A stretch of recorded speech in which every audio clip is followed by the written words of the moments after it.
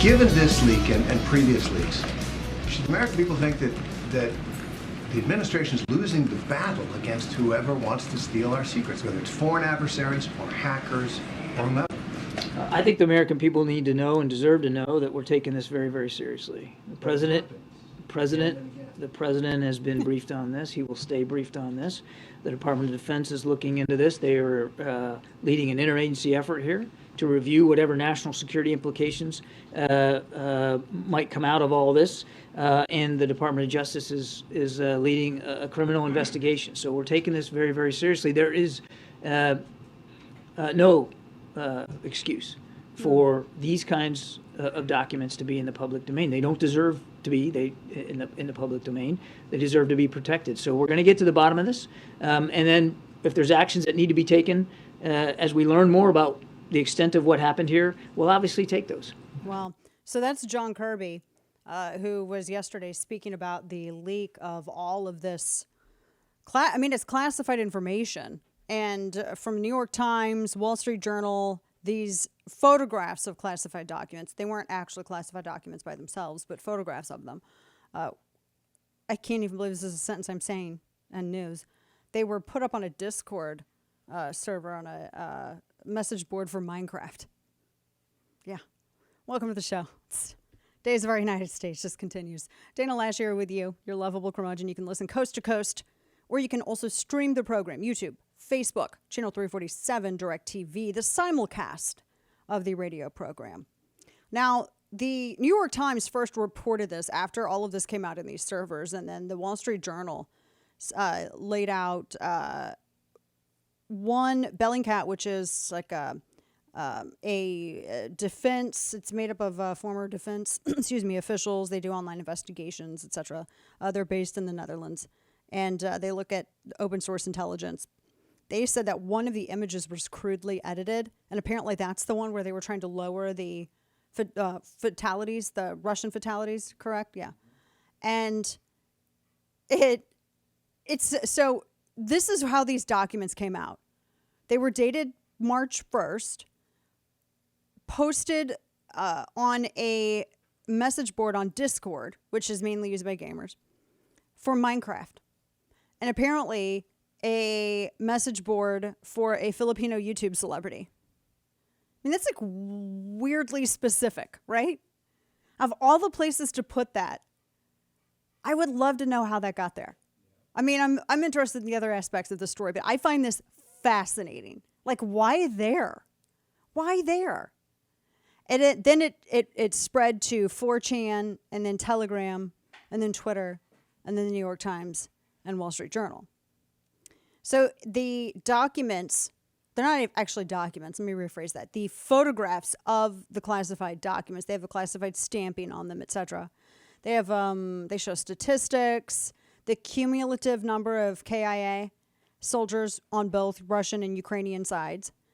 Except the sources differ because the first source, one of those images that came up on 4chan, according to the Wall Street Journal, showed more Russian losses than Ukrainian. And then the second, from Donbas Devushka, showed the reverse. And then the second one that showed the much higher Ukrainian KIA numbers, that showed crude. That was the one that they said was crudely edited. And it's like so badly done, it's insane. I mean, the numbers are blurrier, the resolution's bad, the spacings looks, you look at it and you're like, yeah, that was totally altered. That's like basically someone changing an F to an A on their report card, and they do a bad job of it. That's exactly what this is like. And the other thing too, from I think this might be, this might be Washington Post Bellingcat has this. Apparently one of there's a clue that they were talking about. There was Gorilla Glue that was visible in the background of some of the photos dated from March.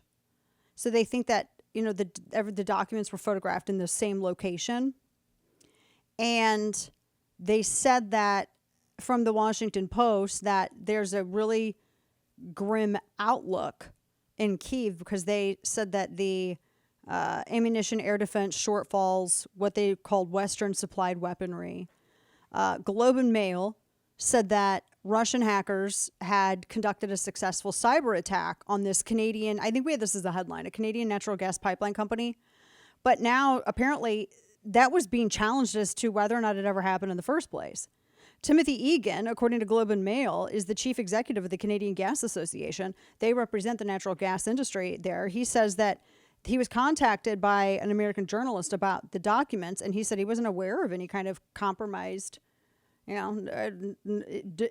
infrastructure with regards to gas distribution or anything like that.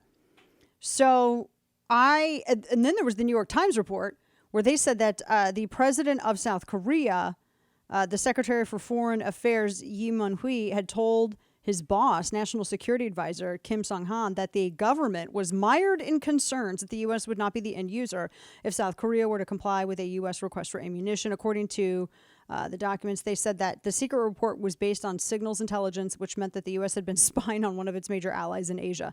That's why I'm probably sure that they have South Korea spies here. Everybody has spies everywhere.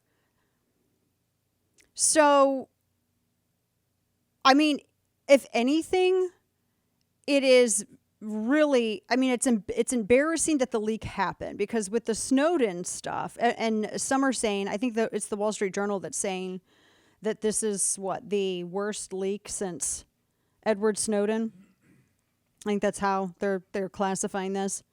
And there was this story, pulling this up, that had been published at the time where it got into Angela Merkel and apparently how we had tapped her phones or something to that effect. And that came out, and it was just it's just embarrassing. It's not surprising that anybody would spy on any, even allies. I mean, that's kind of, par for the course.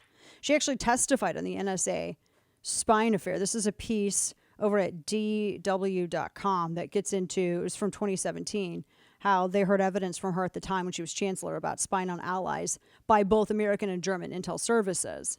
There was no actual serious wrongdoing that came out. I mean, but it's one of those things where it's just, you don't talk about it. It's embarrassing for nations when this stuff comes out and you don't talk about it.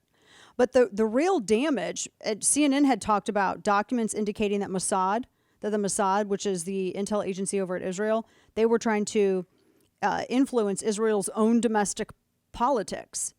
So this from CNN said, an intel report about Israel, and this is from these documents that were on a Minecraft message board and a Filipino YouTube celebrity fandom on the Discord server, sparked outrage in Jerusalem. It was produced by the CIA, had sourced to signals intelligence, said Israel's main intel agency, the Mossad, had been encouraging protests against their new government, et cetera, et cetera. And people were upset because the general thought is that intel agencies aren't supposed to work against us. They're supposed to work against everyone else. But really, I think one of the things that comes out of this, and I don't know why people are acting like this is a surprise, the amount, I guess, of, I don't know if I would say pressure, because I don't know if I would say that they've pressured them or pushed allies enough. They really were looking at the way that, according to the photograph documents, the way that the United States was dealing with its allies with regard to sending munitions or weaponry, et cetera, to Ukraine, and trying to push them to do more. So that is what I think one of the things I get out of this. One of the biggest damages, though, actually, too, it shows also how deep we have intel in Russia, which actually that did sort of, I was sort of surprised that, I don't know why, but we apparently have, some pretty deep embeds in Russia, because we were able to get, the fact that there's some of this information exists. However, that being said, there's the legitimate concern on the Valerie Plame stuff of those spies being compromised now. I mean, there's almost 100 photographs of folded and wrinkled briefing slides from February and March. So they're all marked top secret, Psi Gamma for signals intelligence, and no foreign for no foreign nationals. So Senate intelligence leaders are going to get a briefing. They got a first briefing yesterday. And this, they said that so much of it is on Russia. I think very little of it is South Korea and the Mossad. But a lot of these documents, according to Reuters, and Reuters is quoting a former Pentagon official, Michael Mulroy, a lot of these documents were only in the hands of the United States. So it is very much a U.S. leak. So what is the purpose for it?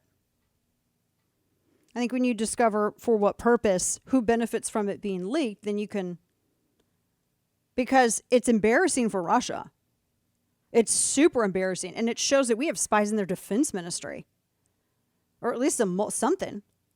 That's pretty, that's pretty impressive, I got to say. See, this is what I pay my money for, right? That's why I allow the government to steal my money in taxes. We got moles in their defense ministry.